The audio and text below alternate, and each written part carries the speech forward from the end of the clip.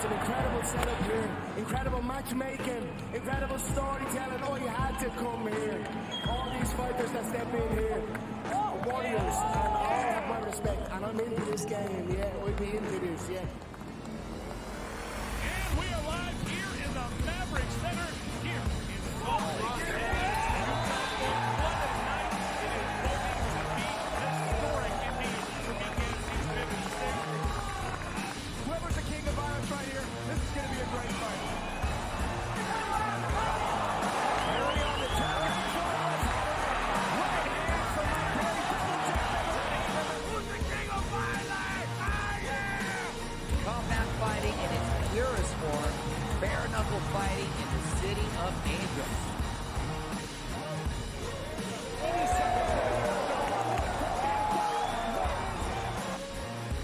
We've got the biggest announcement in the BKFC history we're about to make, so let's make that announcement. What's up, Knucklemania? The notorious Conor McGregor here. Ladies and gentlemen, the huge announcement that I have for you today. Conor McGregor, myself, and McGregor Sports and Entertainment is now an owner of Bare Knuckle Fighting Championship. Welcome to the big leagues. David Feldman, baby, we did it. He's now an owner of BKFC with us, and we're going to take this motherfucking thing all the way to the top.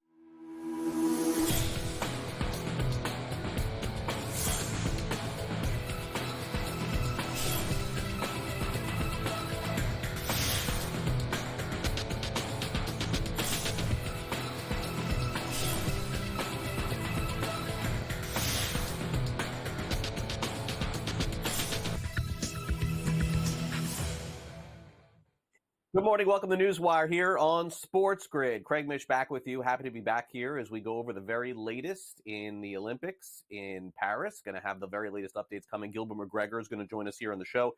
Team USA with a shot for the gold in basketball and, of course, in women's soccer. We'll review all of the matches. We've got one coming up this afternoon. We also have another one tomorrow, very big ones, as well as the Olympic Games comes closer to a close. In addition, the very latest on the college football field. Bill Bender joins us just a few weeks away now from week 0 of college football. So stay on the grid with us for that. Plus, we cover everything else going on in Major League Baseball, and we do have news in the NBA as well. But let's start off with the streak ending for the Chicago White Sox. No more losing for the Sox.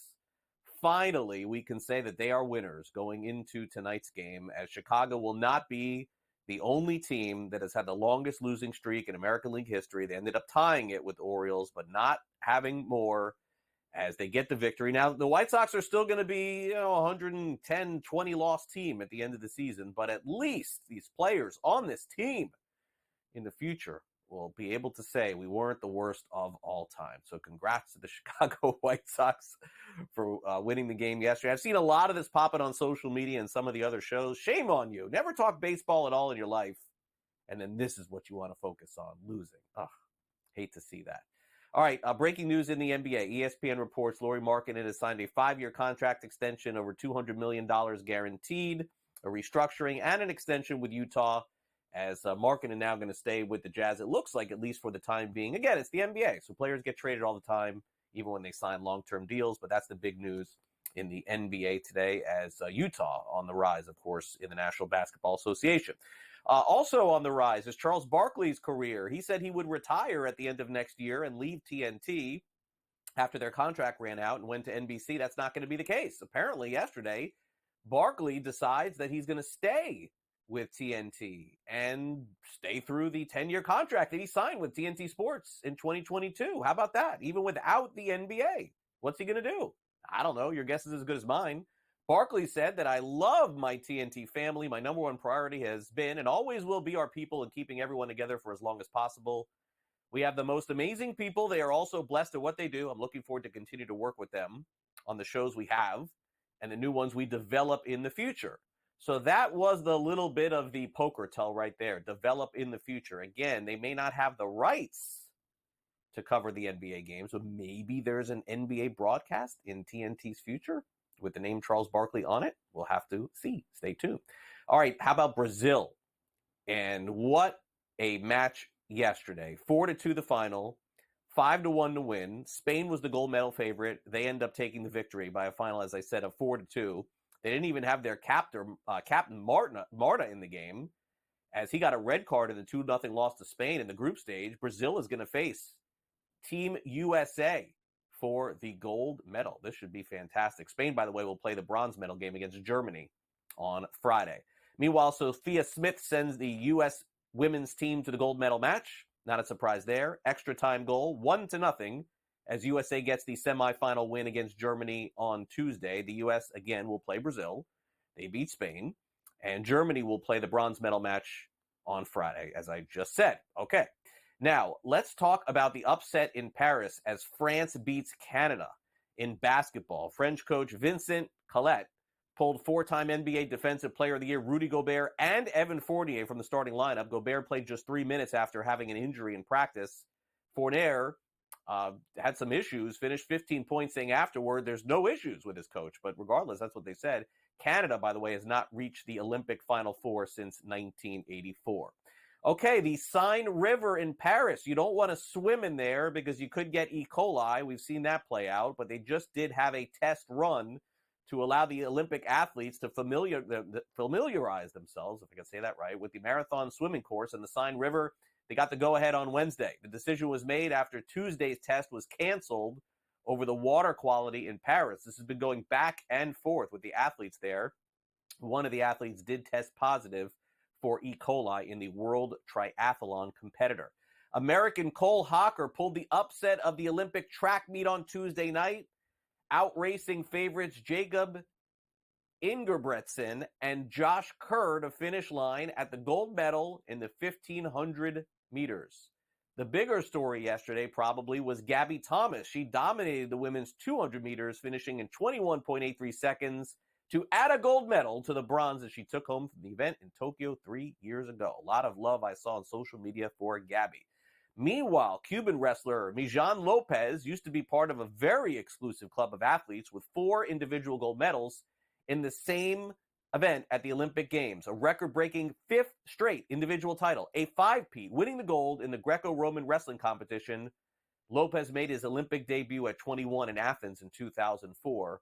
He's had an incredible run of gold, 2008, 2012, 2016, 2021, and now 2024.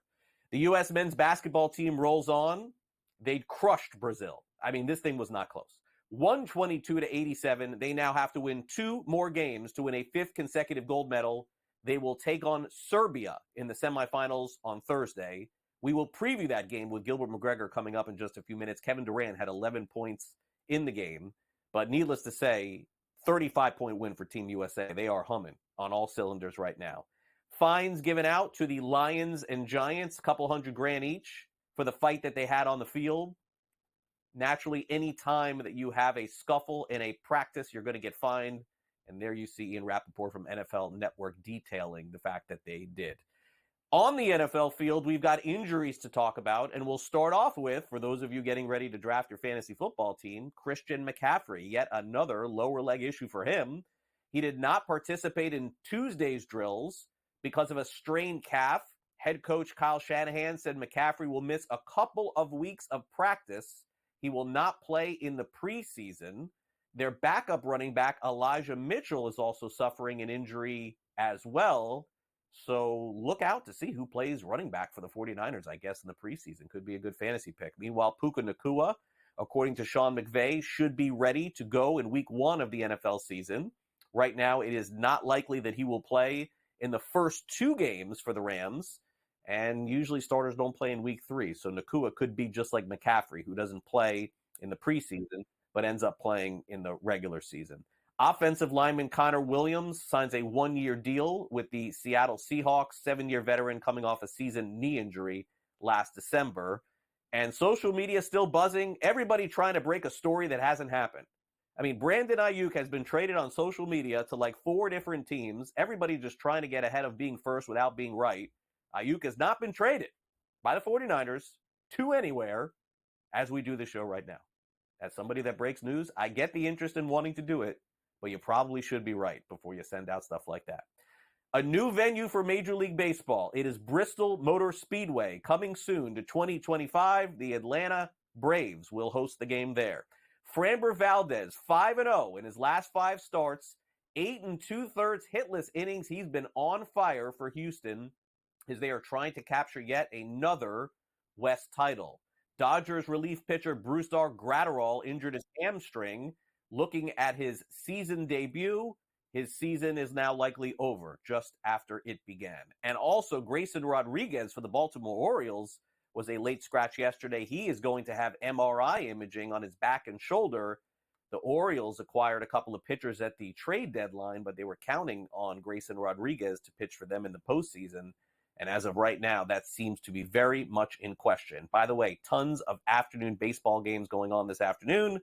And Pharrell Coast to Coast will have it covered on that, as well as Kaplan coming up at 1 o'clock Eastern with some live odds and action as well.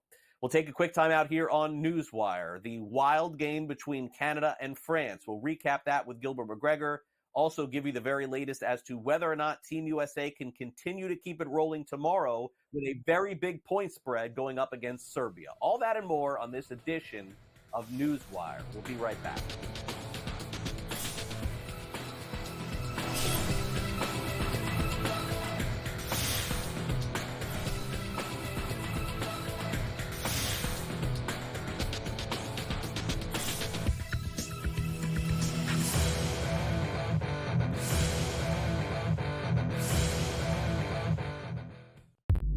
If the U.S. gets to a bad start and they're down or close, I may double down on the second quarter because I know that that's when Steve Kerr is going to want to either A, if it's close, like, open it up. If they're losing, you got to get the lead because you don't want teams like it was in South Sudan that believe that they can win. Betting above the rim, only on SportsGrid. What is the ceiling for this kid? Now that he's got the money, and we saw something click with him, what is the ceiling for a Jordan Love in this Green Bay team? Deepest cast target group in the National Football League. 2 stud tight ends.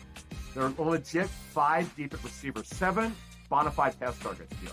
Come on, man. This guy could be a stud. Top 5 quarterback. Game time decisions, only on SportsGrid. It just goes to show you how special this guy is, and I can't figure out why he doesn't cut through like the Tiger Woods of the world in that kind of dominant fashion in years past. He stepped up to the tee box on the 14th hole, and he was 60-1 to win that golf tournament. He was trailing by 6 shots, and he comes out on top. NewsWire, only on SportsGrid.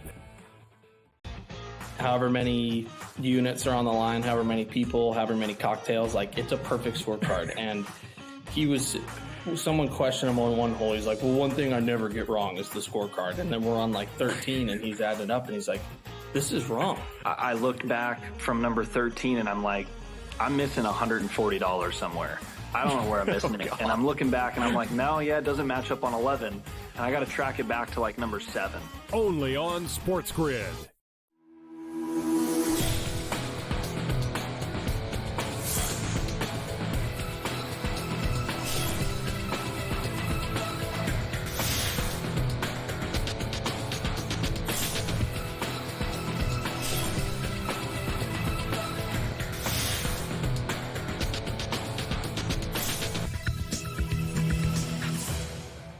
Down the stretch they come at the Olympic Games. Of course, we're going to be giving out some gold medals here on SportsGrid over the next few days in soccer, basketball, and other sports as well.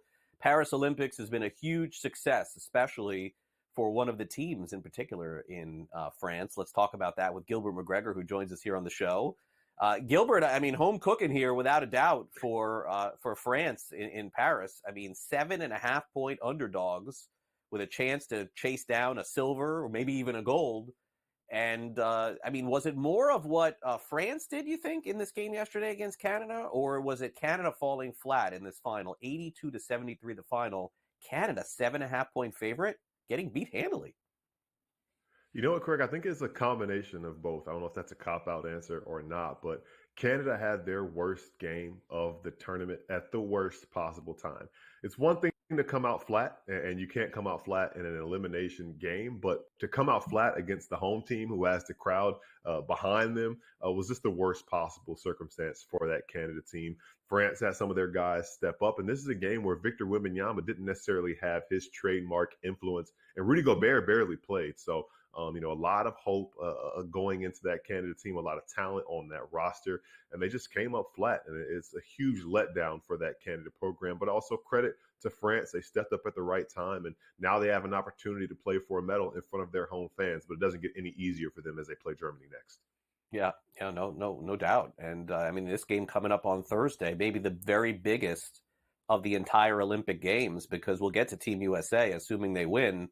Let's talk about this game between Germany and France, and the odds makers, Gilbert, not buying it. Germany, a 4.5-point favorite against the team that everyone's going to be cheering for Thursday, 11:30 a.m. Eastern. We'll have live updates on that game here on NewsWire coming up tomorrow.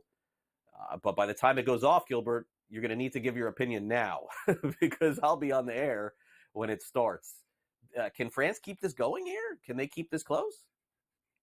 I've been high on Germany, even coming into the tournament. I think that they're the most complete team that complements each other better than anybody else. These two teams met last weekend on Friday, and Germany honestly ran them out of their own gym. So I think that's going to be on France's mind. But I just feel like Germany has a better team and a better shot to make the most of that opportunity. Now, they're going to need an extra effort because France has been getting to the free throw line. You talk about a little home hook cooking. Maybe that's the discussion there. Maybe it isn't. So they're going to need to give a little bit extra to get the win that they need to get. But I think that they're the better team just because of the way their team is constructed. France has some issues in the backcourt, and Dennis Schroeder just takes it to another level. So I think he will be the difference in tomorrow's game. Okay, fair enough. Now, Team USA, basically imposed their will on Brazil like they have not, by the way, in any game thus far, whether it's been the exhibition or the group stage or even the medal chasing. So the odds makers, what I think is really interesting here, Gilbert, have sort of responded the other way because Serbia, while they're not great, have certainly played well. Like they're sort of staying in games, or at least the point spread here. Maybe that's probably the best way to put it. Team USA, only 16.5-point favorites, Gilbert, against Serbia. We know that Serbia covered against Team USA when they played them thus far. The total is 184.5. Thursday at 3 o'clock Eastern. So no one's picking Serbia on the money line to upset them outright at plus 920. But can Serbia keep this close enough to make it interesting?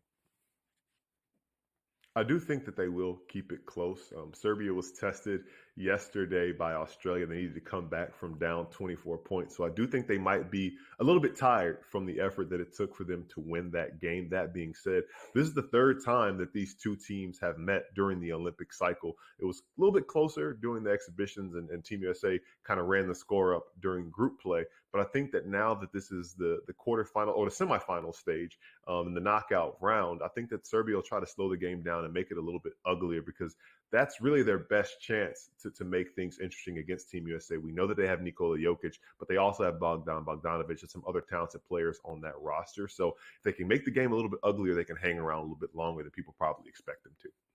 All right, so now we're going to run through these odds here because Gilbert's already planted his flag, so to speak, on Team USA winning the gold like everybody else. So I don't want to waste a lot of time on this. So the odds to win the gold medal still Team USA at minus 600, and you see Germany, Serbia, and France there. So let's go to the next graphic, guys, because this one's sort of pointless. How about the odds to win the silver medal, Gilbert? I know that you have been big on Germany. They are minus 150 here. France is the team that's jumped up the highest in terms of odds. I think to win the silver, they were 4 or 5 to 1. Now they're plus 180.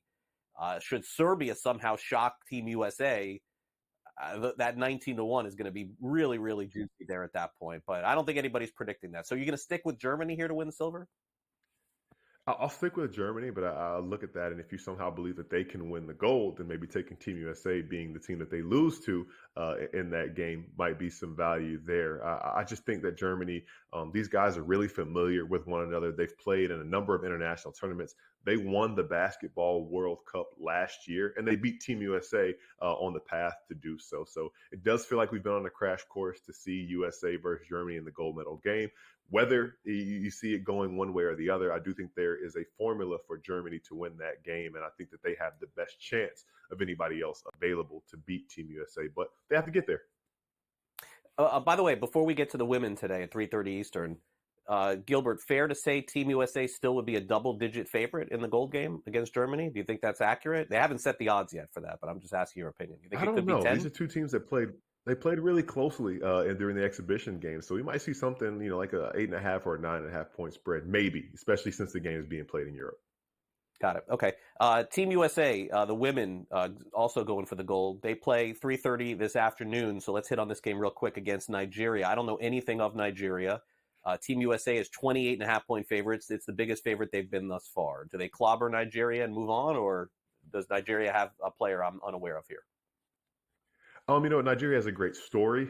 This is a very prideful team. It's the first African nation to ever advance to the quarterfinals, men or women's, at the Olympics. But I just think that Team USA has a little too much talent and too much of a size advantage over them. They've been having slow starts, so maybe Nigeria will keep it close early, but I think that Team USA pulls away. All right, 28.5-point favorite today. Gilbert, thanks again for coming on. Appreciate it. We'll talk again soon. Thanks, Greg. Looking forward to it. All right, Gilbert McGregor with us from Sporting News. The Sound Off's up next. Stay with us.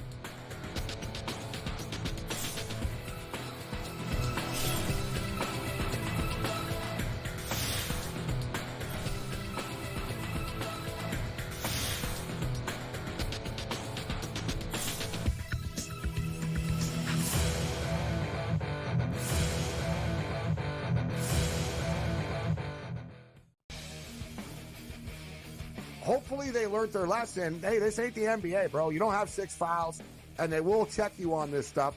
And Brooks has a reputation coming into this. You can tell the refs are watching him, and they were on him all the time. This was 10, 12 years ago. Canada playing Greece with that type of lead that they had. They probably would have mentally crumbled and lost that game to Greece by 3 or 4 points in the final minute of that ball game. Sports Rage Late Night, only on SportsGrid. What is the ceiling for this kid? Now that he's got the money, and we saw something click with him, what is the ceiling for a Jordan Love in this Green Bay team? Deepest pass target group in the National Football League, 2 stud tight ends. They're a legit 5 deep at receiver, 7 bona fide pass targets. Come on, man. This guy could be a stud. Top 5 quarterback. Game time decisions, only on SportsGrid. Say the under has the correct juice to the 6.5 win total for the New York Giants. It's a losing season. It's a bad season in the greater New York area. Is Brian Daboll and is Joe Shea back next year? As a Giants fan, what are you looking forward to? Absolutely nothing. You're hoping like the Yankees make a long enough run so you can forget about the Giants. The early line, only on SportsGrid. If the U.S. gets to a bad start and they're down or close, I may double down on the second quarter because I know that that's when Steve Kerr is going to want to either A, if it's close, open it up. If they're losing, you got to get the lead because you don't want teams like it was in South Sudan that believe that they can win. Betting above the rim, only on SportsGrid.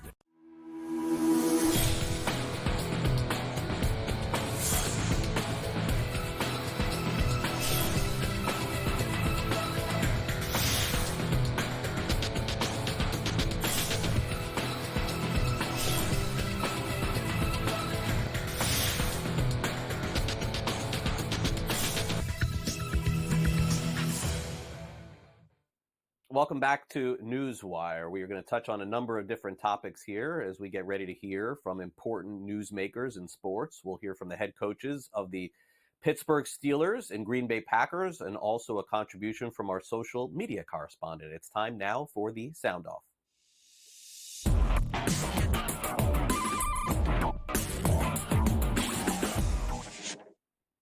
Officially, the Pittsburgh Steelers have not yet decided who their starting quarterback is going to be for the upcoming NFL season. We may get a glimpse at that coming up on Friday night, as it looks like Justin Fields is going to be the only quarterback playing of starting relevance for the Steelers. Today, Russell Wilson has been ruled out of the game. And certainly right now, the Steelers are going through those dog days of the summer. It kind of comes right after the training camp ends and the preseason begins. Mike Tomlin talked about what he'll be looking for moving forward. We can't waste time. The days are precious. We can't waste time on the front end of off days. We can't waste time on the back end of off days. I like the attention and the urgency that they brought on Sunday, and it continued today. And so those are good signs. It's the dog days of summer. We'll get through it. One man's misfortune is another man's opportunity. It's going to create some short lines and instances, and guys going to really have an opportunity to put their conditioning on display or work on it. But it's a component of the process. We'll keep rolling this ball out and growing. And Tomlin this morning at his press conference did say that the quarterback is a competition between Fields and Russell Wilson, but Wilson right now is atop the quarterback depth chart for the Steelers going into the preseason. They play the Texans coming up on Friday night. Meanwhile, the Green Bay Packers got off to a better start last year. Perhaps the reason why was playing more of their starters in the preseason games. Generally speaking, Aaron Rodgers did not see a lot of time in the past with Jordan Love as the quarterback last year.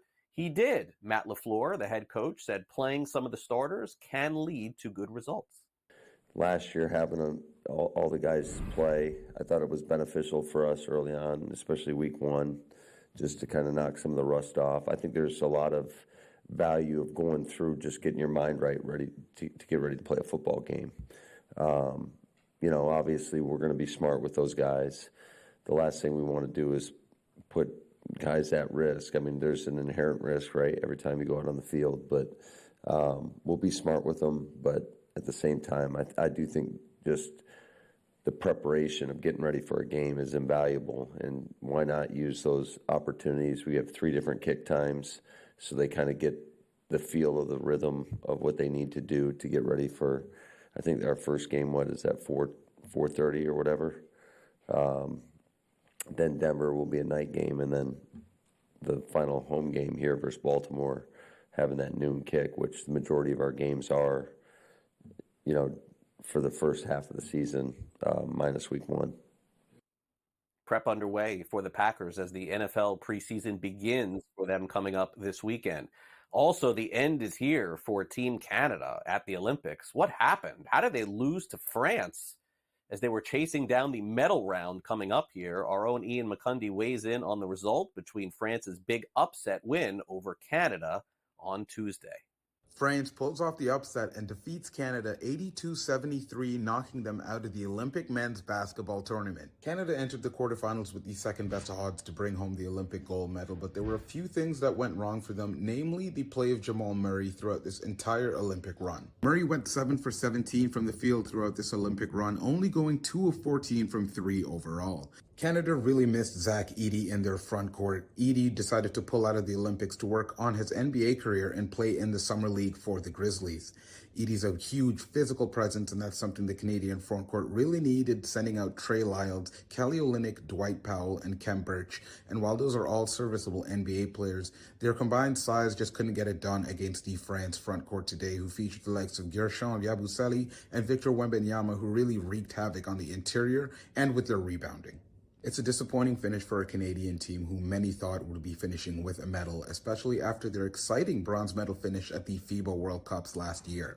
And for France, they move on to play Germany in the semifinals as they look to bring home a medal in front of their home fans at the Paris Olympics. All right, thanks very much, Ian, and we'll check back with Ian next week here on NewsWire. Coming up next, we check in with Pat Evans from Legal Sports Report, a pretty significant fine handed out to Bet365. What happened there? In addition, we catch up on the very latest hot topics around the world and news of sports betting. Pat Evans from Legal Sports Report joins us next on NewsWire. Don't go away.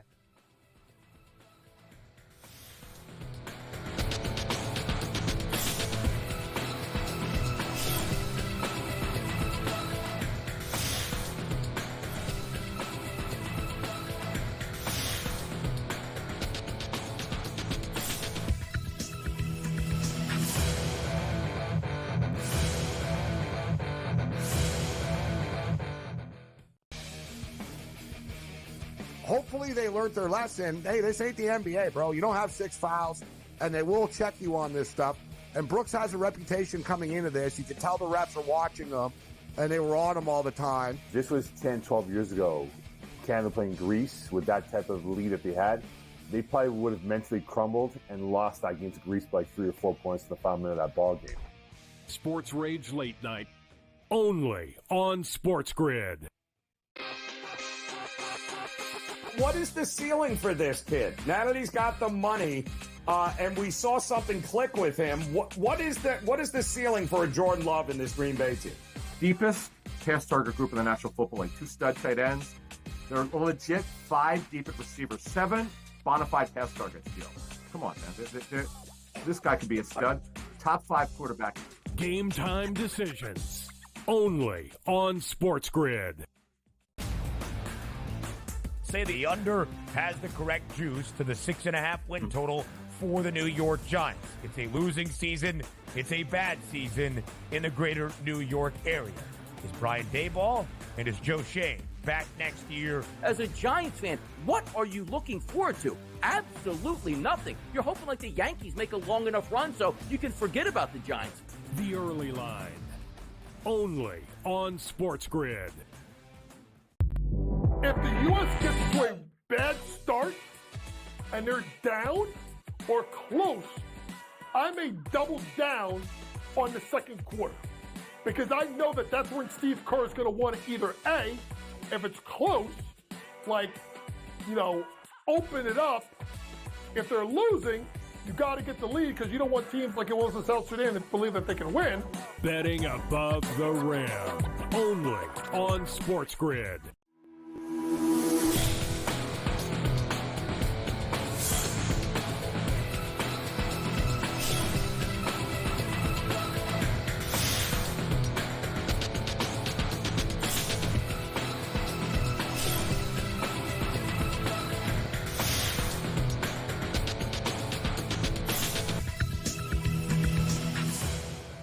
Welcome back to NewsWire here on SportsGrid. One of the bigger fines levied out against a sports book, or I should say on a sports book, just happened recently. We're going to dive into this with Pat Evans from Legal Sports Report. This is not like a 5-figure fine or anything like that, but first we will hit on the very latest with Prize Picks.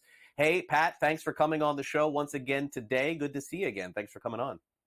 Yeah, hey, Craig. Thanks for having me on twice in 1 week. Well, all my colleagues are off enjoying a vacation. So you know what? I mean, double the pay, Pat. You just take it anytime you can. That's what I would say. All right, yeah, I get paid the big bucks for coming on here. There it is, huge bucks. So let's start off with Prize Picks. Very up and down year for them, and a lot of these other very specific sports betting operators, some of the peer-to-peer gaming companies. It's a wild year for them. Maybe when you recap the year, you'll talk about that. But Adam Wexler, no question, initially when Prize Picks launched and really got to that next level, he's responsible, I'm guessing, for a lot of that. But he has decided to step down as CEO. And so maybe more so, I would ask, Pat, how do we interpret this? Is this something that would speak to more of the future as the crackdown has come in on some of these peer-to-peer gaming sites? It does come at a curious time, but not necessarily because of that. Because, yes, you're right. They've had a crazy year and a half or so of regulatory scrutiny coming down at these DFS 2.0 or DFS plus operators, however you want to describe them, that they offer essentially a parlay bet-like product that kind of has been able to get around a lot of rules and regulations. And some regulators have said, whoa, hold on, that's too close. And of course, now we've talked about that in the past. But what's really interesting about this decision at this point is Wexler, as you noted, is an entrepreneur at heart. He's started a few DFS companies and certainly has an eye for this kind of industry and getting things going and off the ground. And I think he's seen the point where, okay, Prize Picks is this pretty big monster now out there, even with some of the scrutiny that's been put on it. And there's lots of opportunity in front of it, which is why they've just hired a firm to kind of look at mergers and acquisitions. And Bloomberg reported that they're not looking for an outright sale. So as Wexler kind of says, okay, I'm going to step aside, become the executive chairman.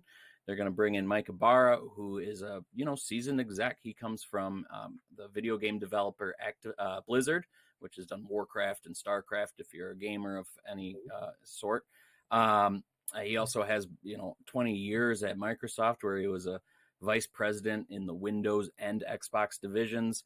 So he's got lots of experience, lots of managerial and probably foresight, and however you want to talk about it. And he's coming in just as they're starting to talk about mergers and acquisitions. Now, what does that mean? That's to be determined. We'll see what kind of thing happens. There's been floated ideas that somebody might come in and take a big chunk of it and help them grow even more. There's been ideas floated that maybe they'll purchase a small sports book and use their large database that they've built up in some of these states that haven't legalized sports betting yet, including California, Texas, and Georgia. They've got, they're headquartered in Georgia, so that's a big home state for them. And so there's lots of opportunity there. And I think Wexler probably said, you know what, I got it off the ground. I've got it to a really good place. I can still help guide it from a chairman position and kind of work with our new CEO to find where these new, expansion opportunities are. And we'll see where it goes. I mean, again, there's big opportunity in Texas and California for anybody who has a decent sized database. So if they can figure out how to transform that once those go live, though, this is just kind of an aside. I was talking to a former industry executive who's now in consulting, and he said, I've told clients, wait till 2030 for Texas and California, or don't budget anything for them. So those two states, as we've talked about many times on this show, whether it was me or any of my colleagues, those two states are just a very complicated mess. But Prize Picks is still trying to figure out its way forward. And they are, by far the biggest DFS company at this point and making their way forward. So, just an interesting executive switch at an interesting time as they're looking at mergers and acquisitions and have developed into a industry stalwart and trying to figure out their next steps. Yeah, and I know you'll cover that for us. Another story that you've covered recently is this huge number that was levied out in terms of fines to Bet365. The number, $500,000 in fines for odds over a 3-year period. Okay, so I'm going to need to understand, Pat, a little bit more about this. Did Bet365 charge odds to customers for 3 years? Is that what went on here? What exactly is this? It was across, I think, 13 events or something like that over the 3 years, and they're being ordered to repay customers or refund customers for paying out at worse odds than those customers ended up buying in or betting. They saw, or they noticed that there were bad odds up on the board, and they corrected them. Now, what normally needs to happen, according to the New York gaming regulators, is you have to go back to the regulators and say, we need to do this and get approval for it. Well, they didn't do that. They went around it and let the customers kind of float on, and then they paid out the odds, the worse odds. So they're just being told to refund those bets. And I think that's just a good sign that regulators are paying attention, that customers are getting, not getting shafted. And again, that's one of the good things about a legal regulated market is, you're making sure the customer is getting rewarded appropriately. If that was an offshore operator, they would have gotten away with that. Now, did Bet365 do this on purpose? It does not appear that way. I don't think that was their intention. I think they just noticed a bad set of odds for any of these events on the board and said, well, we got to fix that. And, things got lost in the shuffle at that point. So just kind of the regulatory market working as it's supposed to, in short. Yeah, no, it is. All right, fair enough. Let's end with this story here in Maryland.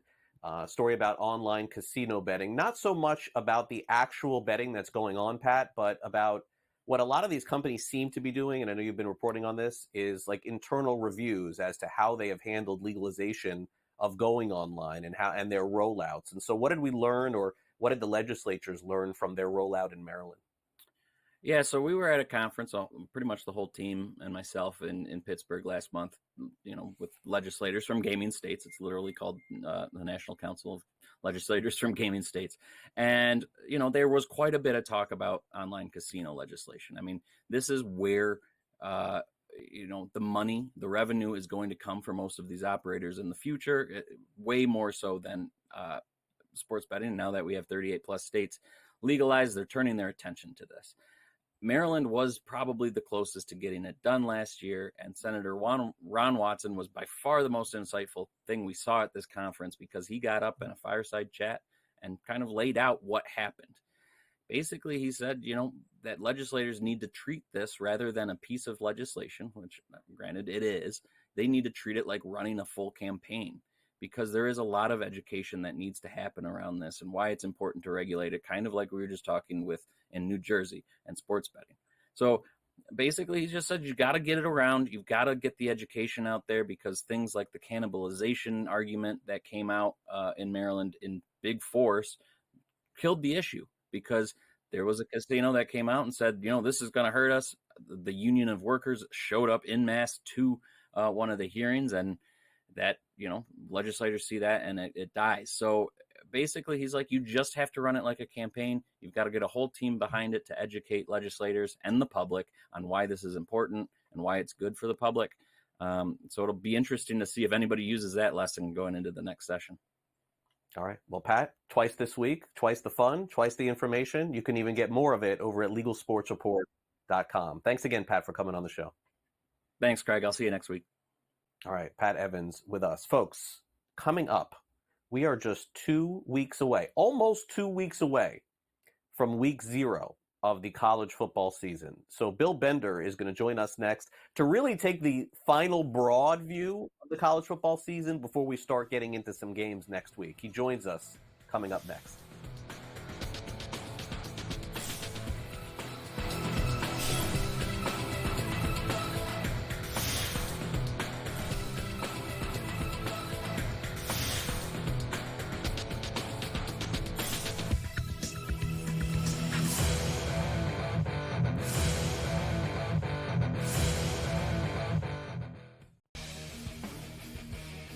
Hopefully they learned their lesson. Hey, this ain't the NBA, bro. You don't have 6 fouls, and they will check you on this stuff.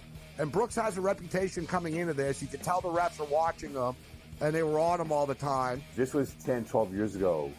Canada playing Greece with that type of lead that they had. They probably would have mentally crumbled and lost that game to Greece by 3 or 4 points in the final minute of that ball game. Sports Rage Late Night, only on SportsGrid. What is the ceiling for this kid? Now that he's got the money, and we saw something click with him, what is the ceiling for a Jordan Love in this Green Bay team? Deepest pass target group in the National Football League. 2 stud tight ends. They're a legit 5 deep at receiver. 7 bona fide pass targets. Come on, man. This guy could be a stud. Top 5 quarterback. Game time decisions, only on SportsGrid. Say the under has the correct juice to the 6.5 win total for the New York Giants. It's a losing season. It's a bad season in the greater New York area. Is Brian Daboll and is Joe Shane back next year? As a Giants fan, what are you looking forward to? Absolutely nothing. You're hoping like the Yankees make a long enough run so you can forget about the Giants. The early line, only on SportsGrid. If the U.S. gets to a bad start and they're down or close, I may double down on the second quarter, because I know that that's when Steve Kerr is going to want to either A, if it's close, open it up. If they're losing, you got to get the lead, because you don't want teams like it was in South Sudan that believe that they can win. Betting above the rim, only on SportsGrid.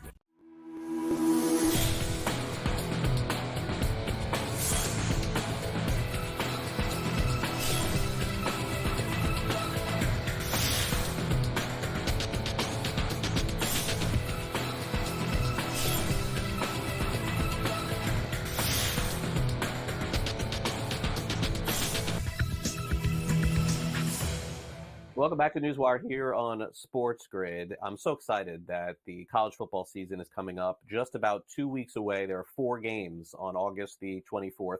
And it's always exciting to have Bill Bender of Sporting News coming up, because his coverage of Sporting News is great. And by the way, Bill is like one of these guys in this rare day and age where we're talking sports that actually goes to games and covers games. So this is why we love having Bill on the show, a traditional reporter who also has an opinion on games. Bill, it's great to have you back here. I'm looking forward to reviewing actual games with you next week. I guess today we'll talk about some of the other stories in college football. Thanks again for coming on. Oh, Craig, it's that time. And, every day we'll have something at Sporting News getting us ready for college football. When you said Florida State, Georgia Tech in a few weeks, my head starts spinning. I'm getting there. I'm ready to go. Yeah. By next week, Bill, we're going to need an opinion on that game. It's too soon. All right. So let's do some season win totals here, though, today, because I think that's the hot topic. We'll start off with the conference that you have an eye on always. It's the Big Ten. A different look to the Big Ten, and it takes some getting used to. And, scheduling is definitely a big part of this. But the latest in this news with the University of Michigan that Sharon Moore may allegedly have been involved in some of these allegations that happened in the offseason, one of several staffers involved in some text messages, etc. And, certainly he just wants his opportunity to coach the team with Jim Harbaugh being gone. I don't know. I felt like if something was going to happen already to this guy, it would have. But I'll ask you. Their total is 8.5 wins, which is a heavy lean toward the over here, which would be 9 wins for them. They walked through that number last season. The under is plus 132. So I think you and I are sort of in lockstep here, where I don't want to diminish the idea of what Michigan did last season, but why would Sharon Moore be paying for that this year? It doesn't add up to me. Tell me why. Well, we got a long way to go in terms of the NCAA violations with Connor Stallions and what's going to come out. It's timing is everything, and all of this is starting to come out and trickle out before the Connor Stallions Netflix special, which I promise will be one-sided. I mean, he's not going to throw Michigan under the bus. As far as this win total, I like the over. Here's the thing with Michigan. What they've been able to do the last couple of years, right or wrong, is they don't lose games they're not supposed to lose. So, okay, how many games could they actually lose this year? And you look at that and you say, Texas, USC, and Oregon, all 3 of those games at home, by the way, where Michigan hasn't lost a game in the last 3 years. And then they play Ohio State at the end of the road. Even if you think the Buckeyes and Oregon are going to beat them, I think they steal a couple in there, and they end up going 9-3 or 10-2, maybe even getting the college football playoff. And I don't think these reports are going to, unless those texts to Sharon Moore from Connor Stallions reveal something really incriminating, I don't know that any of this touches the football team this year. Yeah, no, I don't think so either. But the future, you never know. But I don't know how it just would affect him now. You're right. The timing of this is so odd with that special coming out. Michigan is not as talented going into the season as Ohio State. That I know. But the fascinating part of the Big Ten this year is not only that Oregon is in it, but they're also one of the favorites to win the conference. Bill, they're supposed to be really good this year. I don't know. It's not that I question that, but I always wonder, like with this massive change going on with the travel and everything else that involved, can Oregon in their first year win the Big Ten?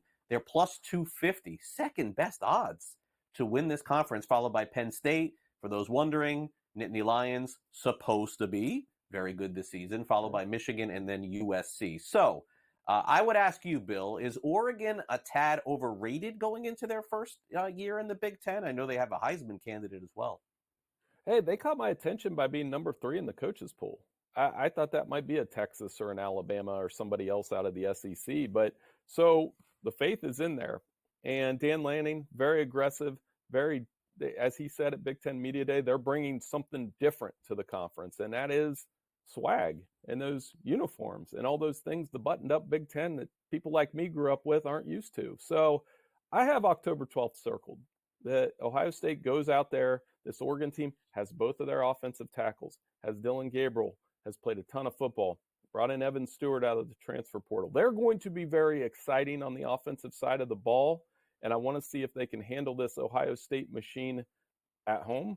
If they can't, you got to figure they might play in a rematch. They might play in the playoff. I still think Ohio State's the team to beat in the Big Ten, and I'm going to trust that. I want to see if Oregon can actually make this something other than Ohio State versus Michigan, which it's been the last 3 years. Yeah, and for anybody complaining about this conference realignment, Bill just gave you a small little nugget. Ohio State at Oregon on September the 12th. I mean, the season is going to be incredible coming up. I mean, and that's one of like a million insane matchups. Kalen DeBoer takes over at Alabama. Nick Saban likable all of a sudden, doing broadcast, doing Hard Knocks, doing everything else. Their win total is 9.5. Some people feel like there's a step back coming for the Crimson Tide this season. I know you've talked about this quite a bit, Bill. Do you think that is the case? I'm coming around the other way. I still think they could be a playoff caliber team. I remind people that Kalen DeBoer took Washington to a national championship game in 2 years. and had a first-round quarterback and an all-NFL receiving core while he was there. You know, they played Georgia and Wisconsin in September. Those are going to be tough games. I'm more interested to see how he handles the road games at Tennessee, at LSU. By the way, in the college football playoff era, last 10 years, Alabama was 17-3 against LSU and Tennessee. Saban took care of business in those games. The 3 he lost was by a combined total of 9 points. And then they have a road trip to Oklahoma. So those road games are going to determine where this goes with Kalen DeBoer. I don't think he has to be Nick Saban. I don't think he can be Nick Saban. He just has to be himself in year one.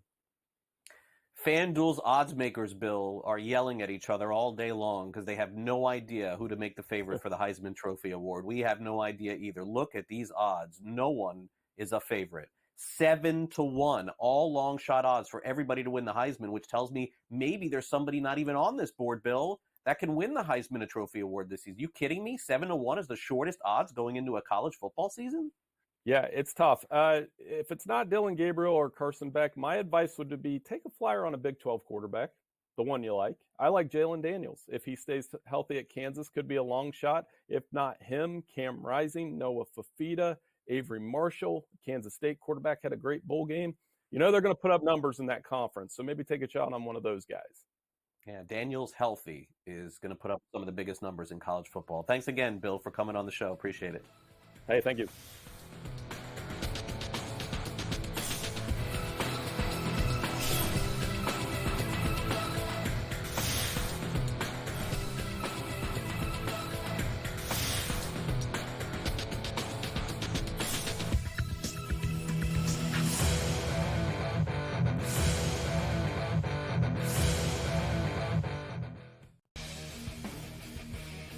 Hopefully they learned their lesson. Hey, this ain't the NBA, bro. You don't have 6 fouls, and they will check you on this stuff.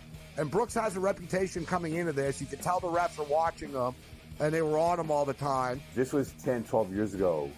Canada playing Greece with that type of lead that they had. They probably would have mentally crumbled and lost that game to Greece by 3 or 4 points in the final minute of that ball game.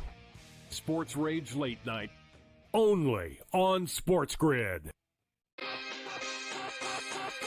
What is the ceiling for this kid? Now that he's got the money, and we saw something click with him, what is the ceiling for a Jordan Love in this Green Bay team? Deepest pass target group in the National Football League. 2 stud tight ends. They're a legit 5 deep at receiver. 7 bona fide pass targets deal. Come on, man. This guy could be a stud. Top 5 quarterback. Game time decisions, only on SportsGrid.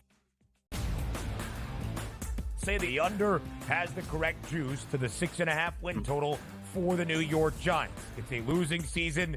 It's a bad season in the greater New York area. Is Brian Daboll and is Joe Shane back next year? As a Giants fan, what are you looking forward to? Absolutely nothing. You're hoping like the Yankees make a long enough run so you can forget about the Giants. The early line, only on SportsGrid. If the U.S. gets to a bad start and they're down or close, I may double down on the second quarter because I know that that's when Steve Kerr is going to want to either A, if it's close, like, open it up. If they're losing, you got to get the lead because you don't want teams like it was in South Sudan that believe that they can win. Betting above the rim, only on SportsGrid.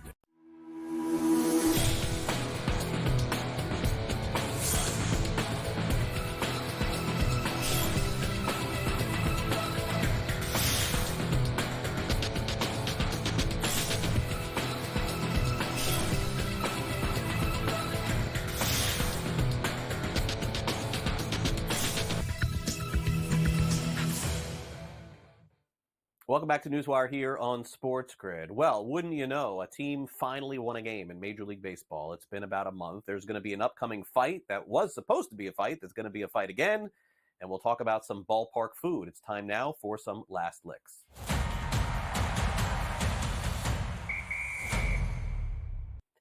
All right, let's get the ball rolling with the Chicago White Sox. The team that had lost basically every game for the last month finally won a game last night. 21 in a row is now done.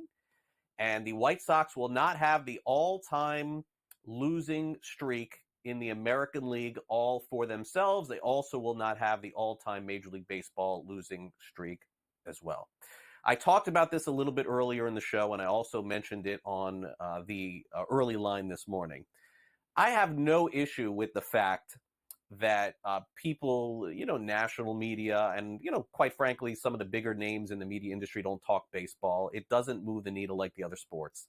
I mean, for bleep's sake, we mentioned Lauri Markkanen getting an extension earlier on the show. The NBA doesn't even play for months, and he was already signed with Utah anyway.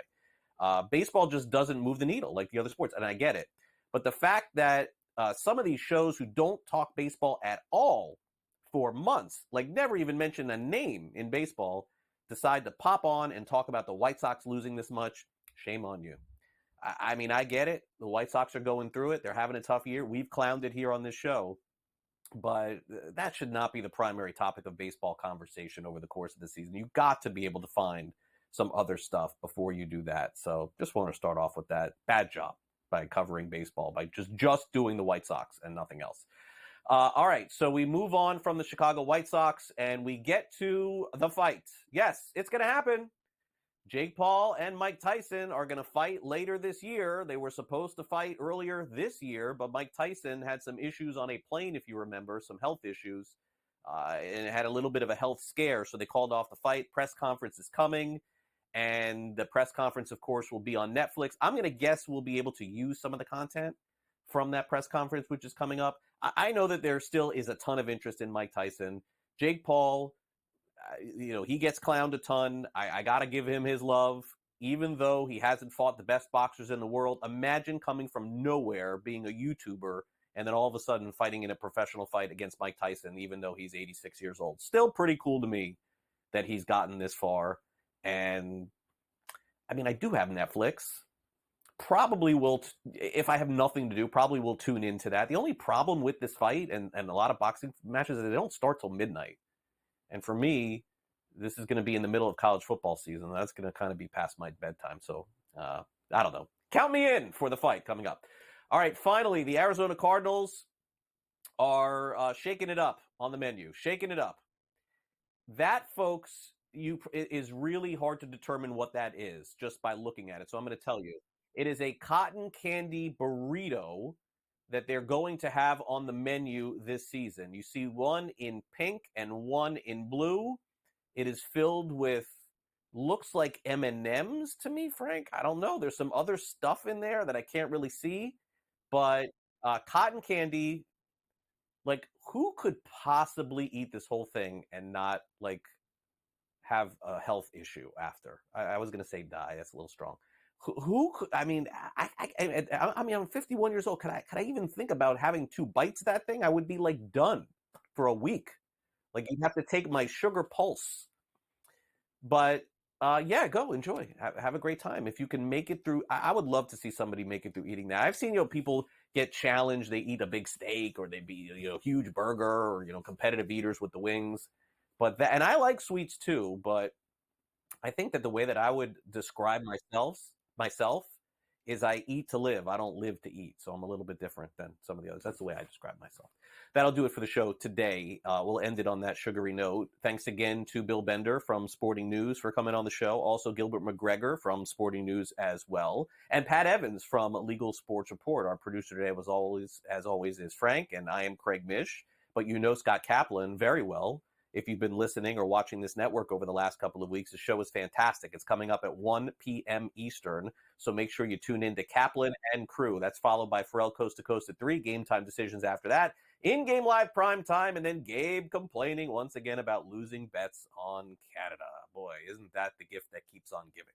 Hope you enjoy your day. I'll see you back here tomorrow for our next edition of NewsWire, exclusively on SportsGrid, every day, 11 a.m. Eastern, hosted by me. Hope you have a great day, everyone. See you tomorrow.